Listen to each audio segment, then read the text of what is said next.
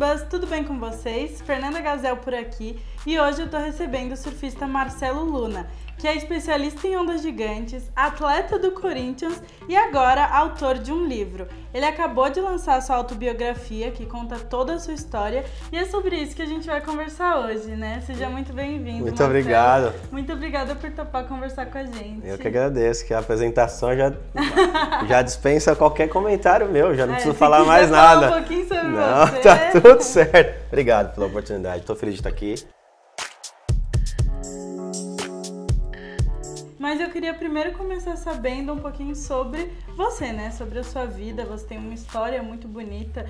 Com 9 anos você começou a fumar, beber, entrou pro caminho das drogas. Então eu queria saber como que o surf surgiu na sua vida, porque foi um grande salvador, né, pra você. Sim, sim. O surf ele foi um instrumento muito importante para o que eu sou hoje, né? Eu acho que o esporte ele me deu um norte e uma perspectiva de vida diferente da minha realidade naquela época, né? Minha realidade era muito distante de se tornar, sei lá, nem na minha cabeça passou. Você nunca imaginou, né? Não, jamais. Por mais que eu sempre sonhei, sempre fui sonhador e tal. Sempre fui aquela criancinha que sonhava em ter um carro, sonhava. E ainda se morava em São Bernardo, né? Então não tinha praia, então era bem distante. Muito distante, mas eu sempre fui sonhador. Mas nem hipótese nenhuma aconteceu de passar pela minha cabeça que um dia Marcelo Luna ia ser uma referência do esporte, um dos maiores nomes falados, atleta do maior clube de futebol, dos maiores clubes de futebol do mundo, né, cara, associado à grande marca que é a Nike, né, também. Então é muito distante, sabe? Se você parar pra pensar da minha realidade daquela época, era uma coisa que nem passava pela minha cabeça. O surf, ele fez isso, né? O surf, ele me deu, eu acho que, o caminho, sabe? Foi tipo, olhar, enxergar o surf, conhecer o surf e falar, pô, cara, eu acho que eu posso. E como você conheceu? Quem te apresentou? Um amigo meu, Daniel, que é meu amigo até hoje, pessoal. É quem pilota meu jet ski no Brasil. Hoje eu ensinei ele a pilotar. Nossa, e hoje ele é meu piloto, exatamente. Ele é meu piloto. E ele que me colocou na prancha pela primeira vez com 15 para 16 anos de idade. Eu andava de skate, né? Sou de São Bernardo, terra do skate. Sempre fui skatista, nessa fase da infância e adolescência ali. Ele me viu andando de skate e falou, cara, você precisa surfar e tal. Eu não sabia nadar, não sabia nada. Nossa, você precisa surfar sem saber nadar. Ele me colocou no mar, me jogou, quase morri afogado nesse dia, Mentira. inclusive. Sim, essa história Ele falou, vai. Essa história é bem conhecida, a gente fala bastante sobre isso. Mas fato é que esse dia mudou minha vida, né? Porque no dia que ele fez isso, eu me senti desafiado. Porque eu não sabia nadar, quase morri afogado, e eu me senti assim, tipo... Caraca, brother, eu não consigo fazer isso, não é possível, velho. E você sempre teve essa... eu tive essa coisa de não conseguir, pra mim não existe, né? Falar... A gente percebe hoje em dia. Hoje em dia quem conhece o Marcelo sabe que, cara, não fala não. Não se fala não pra mim. E aí falou não. E eu tenho essa característica. E na época foi o que aconteceu. Eu me senti eu mesmo tomando um não da vida. Porque eu fiquei com medo, muito medo. Não sabia nadar, quase morri, um surfista que me resgatou. E esse medo me desafiou, falou, cara, e aí? E nesse dia foi no dia que eu lembro como se fosse hoje, eu falei, eu vou ser surfista profissional um dia. Mas foi difícil o momento até que você falou que quando você entrou no mar, você sabia que você queria ser surfista. Foi difícil essa transição de você se recuperar, largar as drogas e de fato começar no esporte, porque tem que ter muita dedicação. Sim, não, mas ali foi instantâneo pra mim. Sério? Zero, não tive dificuldade nenhuma. Faz muito tempo, né? E eu não tive problema nenhum. E as pessoas me perguntam se na época, quando eu era criança, eu fui pra casa de reabilitação, se a minha família teve problema. Não, cara, eu encontrei o surf e pra mim ali era a razão da minha vida. Legal, era pra ser, né? Não é à toa que quando eu entrei no mar, quando eu saí do mar, nesse primeiro dia, eu rasguei o maço de cigarro, parei de fumar e de beber, na hora. Legal. Falei, não quero mais isso não, eu vou virar surfista. Até porque, né, não combina o cigarro com a apneia. E na verdade, assim, com nenhuma droga, com nada. Exato. O esporte não combina com nada. Exato. A pessoa que inventou aquilo de, legal, legalize. Cara, é um retardado. Eu queria conhecer esse cara pessoalmente. Falar, onde você viu isso aí, que tem tudo a ver o surf com isso? Tem que ter muito preparo físico. É um esporte, né, não, cara? Essas drogas, elas diminuem o rendimento muscular, rendimento de exatamente. tudo. Por isso que eu faço política preventiva ativamente hoje, tenho um projeto social, justamente por conta disso. Eu sou contra. Cara, ninguém pode falar que é bom. Quem é, pelo amor de Deus, quem é que fala isso? Ainda mais alguém que usou E eu tenho propriedade, né? Eu tenho exatamente. propriedade para falar sobre esse assunto. Por isso que eu cuido de criança tão ativamente, né? Recentemente fui no Instituto Neymar, Instituto Ayrton Senna, enfim, porque é a minha bandeira, né? Minha bandeira é balançar o esporte, levantar o esporte e a importância da educação esportiva, inclusão esportiva no mundo para as crianças. Porque se você previne a criança dela ter o acesso cedo, como eu tive, é muito mais fácil do que depois você ter que combater. É um incêndio. Sim, se você previne que pegue de fogo, você não precisa gastar água apagando. E me conta assim, você falou que você era movido por desafio, que você não aceitava um não, mas como que você decidiu surfar a onda gigante? Porque cada onda tem a sua especificidade, as ondas quebram de um jeito, tem tamanhos diferentes, mas quando você olhou e falou, meu, quero surfar uma onda gigante, porque é muito diferente do que a gente está acostumado a ver nos campeonatos, né? Sim, eu acho que aí foi o start mesmo, ao start do Marcelo Luna, que as pessoas conhecem, né? Porque até então, antes das ondas grandes, gigantes, ninguém sabia quem era Marcelo Luna. Marcelo era o Marcelo. Hoje é o Luna, não é mais o Marcelo, né? Mas eu acho que ali foi o momento de eu descobrir do porquê que eu gostava tanto do surf. Que na verdade nem é tanto do surf. Aí que entra a história toda. Eu sou apaixonado pelo mar, né? Não é o surf. Hoje eu tenho um entendimento claro do porquê que eu faço o que eu faço, do porquê que eu surfo onda gigante tão bem, melhor do que onda pequena. Por quê? Porque eu sou apaixonado pelo mar e pela força da natureza e pela onda, pela aquela condição estratosférica de difícil e aquela dimensão poderosa de uma onda de mais de 20 metros quebrando em cima de você. E eu tenho condição de surfar com habilidade uma onda dessa, muito mais do que uma onda pequena. E eu acho que quando eu descobri isso, foi quando eu vi a imagem da onda de Nazaré pela primeira vez. Eu vi a onda, né, num vídeo no YouTube em 2013 para 14. Depois de já ter tentado ser surfista profissional 2 vezes. A primeira em Florianópolis, com 18 anos de idade. E depois em 2010 na Austrália, quando eu mudei para a Austrália também para tentar mais uma vez ser surfista. Larguei tudo, vendi tudo que eu tinha, fiz isso milhões de vezes.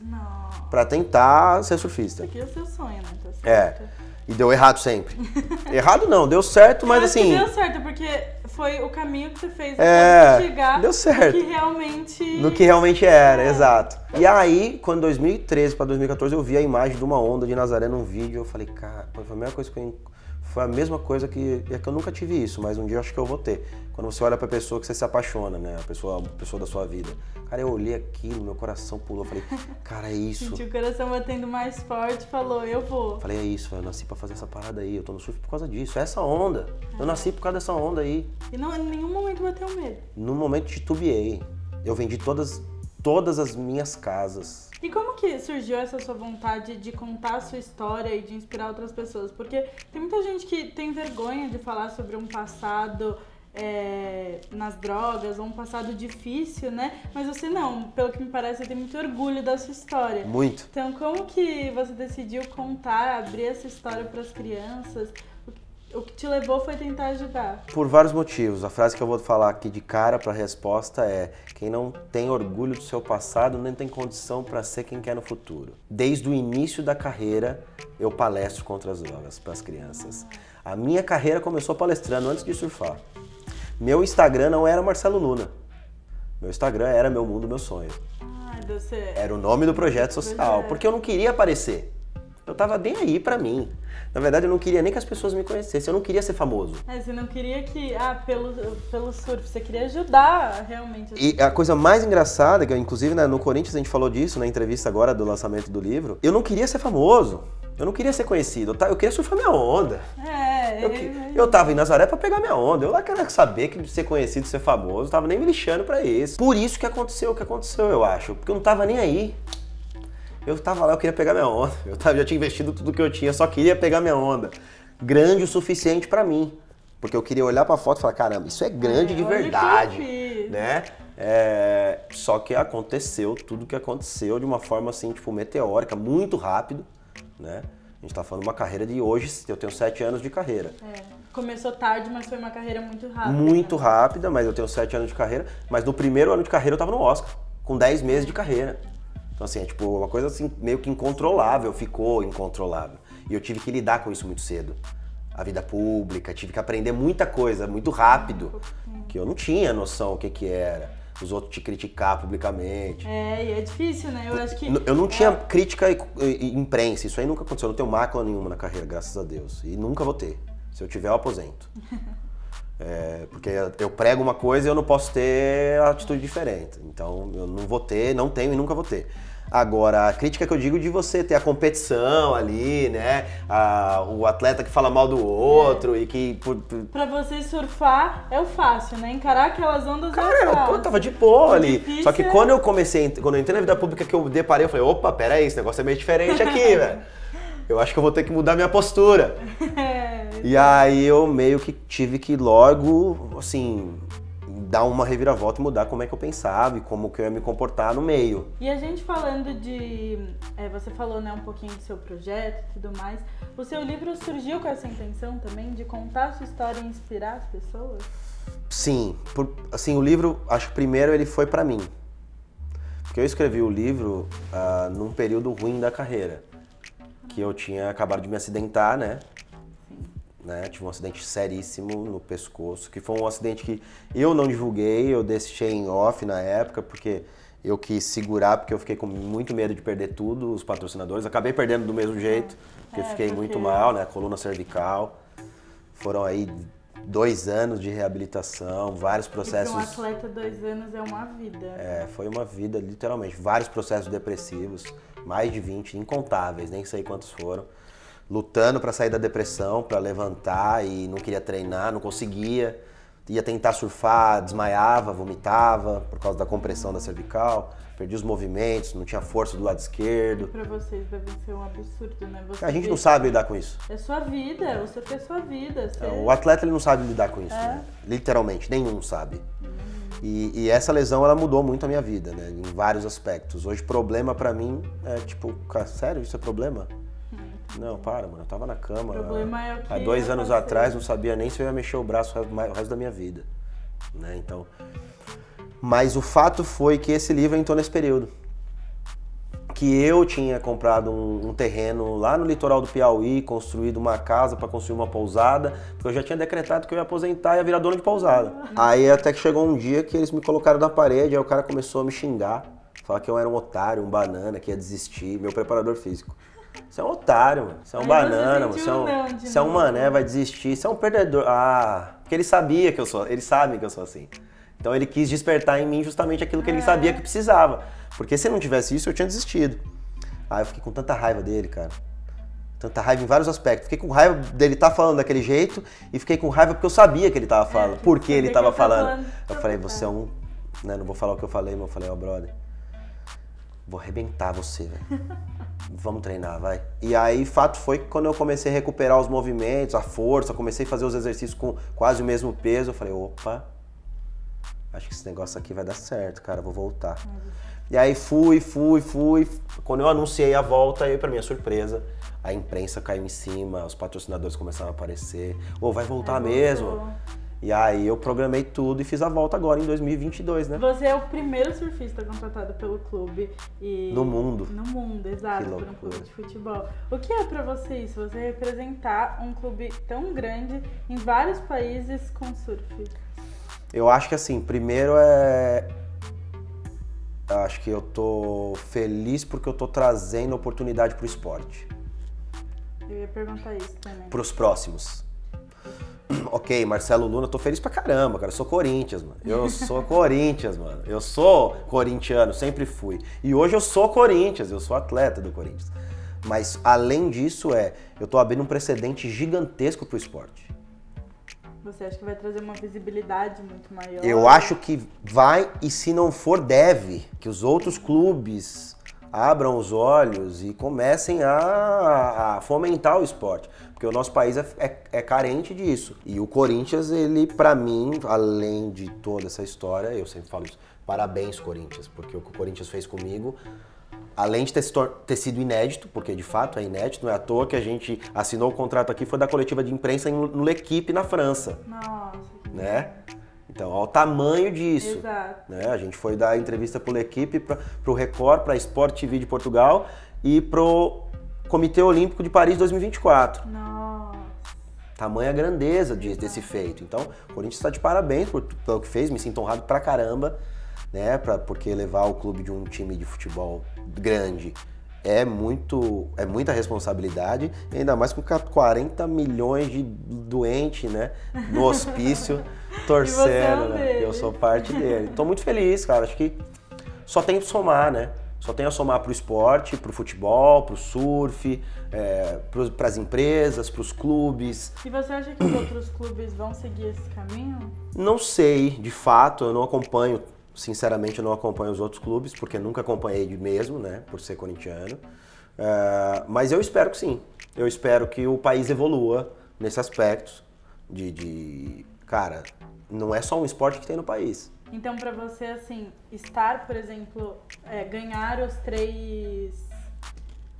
não são Oscars, né? É o Oscars, eu não ganhei. E você sabe que eu não ganhei, né? É que você foi eu sou indicado, Você está no Hall da Fama de Nazaré. Isso significa mais pra você do que o que você faz dentro do mar?